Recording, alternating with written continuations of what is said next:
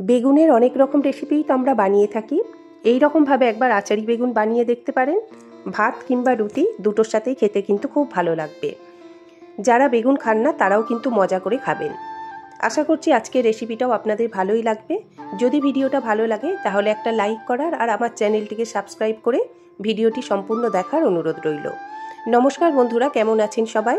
রিনা রান্নাঘর উইথ ব্লগিংসে আপনাদের সবাইকে জানাই অনেক স্বাগত। চলুন তাহলে রেসিপিটি দেখে নেওয়া যাক। একটা বেগুন আমি এরকম গোল পিস করে কেটে নিয়েছি। এখন এর মধ্যে দিয়ে দেব অল্প একটু হলুদ গুঁড়ো,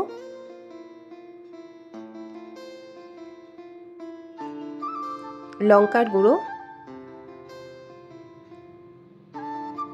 আর দিয়ে দেব অল্প একটু নুন।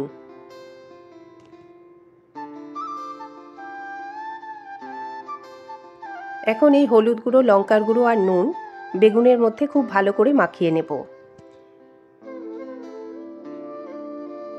বেগুনের দুদিকটাতেই খুব ভালো করে মাখিয়ে নেব।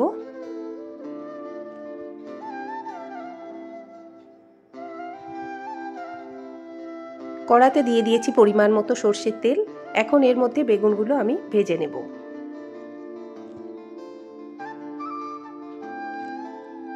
মিনিট 2-3 সময় ধরে মিডিয়াম টু হাই ফ্লেমে বেগুনগুলো ভেজে নেব। কড়াটা একটু ঢাকা দিয়ে রাখবো 2-3 মিনিটের জন্য।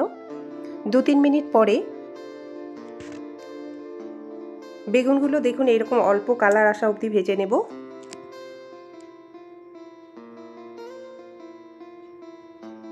মোটামুটি 50%-এর মতো ভেজে নেব। ভাজা হয়ে গেছে। এরকমভাবেই আমি আবার বাকিগুলোও দিয়ে দিলাম।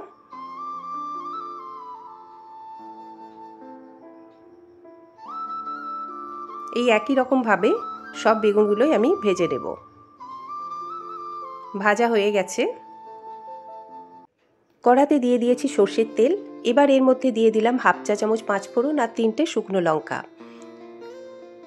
খুব ভালো করে কষিয়ে নেব। মশলা থেকে খুব সুন্দর একটা স্মেল বের হতে শুরু করলে এর মধ্যে দিয়ে দিলাম 2টো কুচিয়ে রাখা পেঁয়াজ। পেঁয়াজটা ভালো করে কষিয়ে নেব কালারটা চেঞ্জ হওয়া অবধি।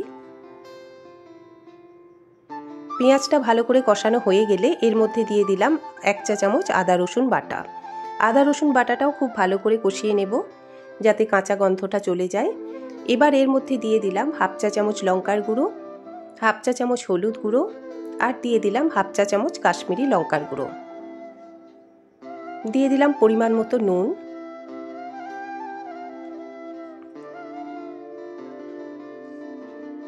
অল্প একটু জল দিয়ে মশলাটা খুব ভালো করে কষিয়ে নেব।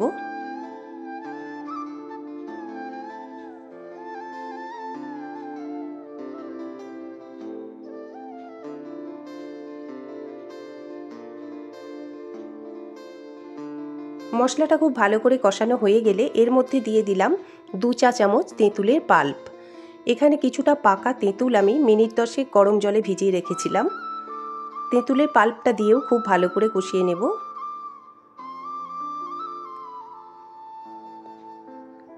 দিয়ে দিলাম 1 চা চামচ চিনি। এখানে স্বাদটাকে ব্যালেন্স করার জন্য চিনিটা দেওয়া কিন্তু খুব দরকার। খুব ভালো করে সব কিছু কষিয়ে নিলাম। এবার এর মধ্যে দিয়ে দেব ভেজে রাখা বেগুন।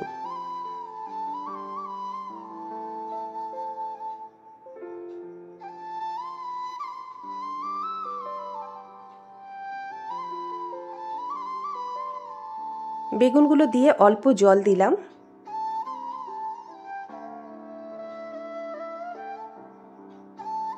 এবার কড়াটা ঢাকা দিয়ে 5 মিনিটের জন্য আমি রান্নাটা করে নেব। 5 মিনিট পরে ফিরে এলাম।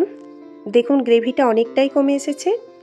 তবে গ্রেভিটা খুব কমিয়ে দেব না, কেননা এটা রান্নার পর অনেকটাই কমে যাবে। আমার রান্না একদম রেডি। এখন আমি গ্যাসের ফ্লেমটা অফ করে দিলাম।